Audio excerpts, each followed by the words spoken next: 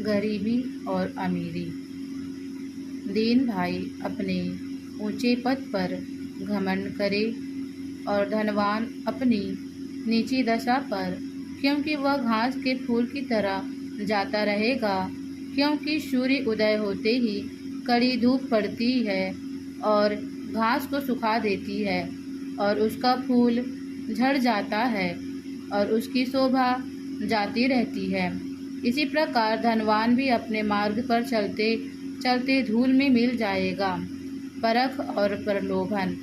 धन्य है वह मनुष्य जो परीक्षा में स्थिर रहता है, क्योंकि वह खरा निकलकर जीवन का वह मुकुट पाएगा जिसकी प्रतिज्ञा प्रभु ने अपने प्रेम करने वालों से की है। जब किसी की परीक्षा हो तो वह यह ना कहे कि मेरी परीक्षा परमेश्वर की ओर से होती है, क्योंकि ना तो बुरी बातों से परमेश्वर की परीक्षा हो सकती है और ना वह किसी की परीक्षा आप करता है, परंतु प्रत्येक व्यक्ति अपनी ही अभिलाषा से खींचकर और फंसकर परीक्षा में पड़ता है।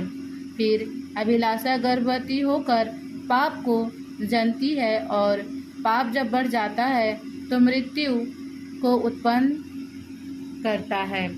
हे मेरे प्रिय भाइयों, धोखा ना खाओ, क्योंकि हर एक अच्छा वरदान और हर एक उत्तम दान ऊपर ही से है और ज्योतियों के पिता की ओर से मिलता है, जिसमें ना तो कोई परिवर्तन हो सकता है और ना अदल बदल के कारण उस पर छाया पड़ती है।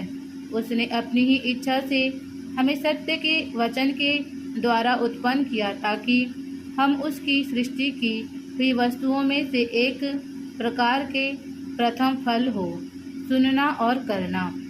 हे मेरे प्रिय भाइयों, यह बात तुम जान लो, हर एक मनुष्य सुनने के लिए तत्पर और बोलने में धीर और क्रोध में धीमा हो, क्योंकि मनुष्य का क्रोध परमेश्वर के धर्म का निर्वाह नहीं कर सकता।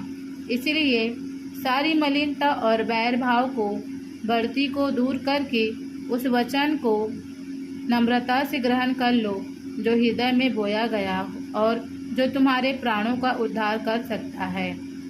परंतु वचन पर चलने वाले बनो और केवल सुनने वाले ही नहीं जो अपने आप को धोखा देते हैं, क्योंकि जो कोई वचन को सुनने वाला हो और उस पर चलने वाला ना हो तो वह उस मनुष्य के समान है जो अपना स्वाभाविक मुँह दर्पण में देखता है, इसलिए कि वह अपने आप को देखकर चला जाता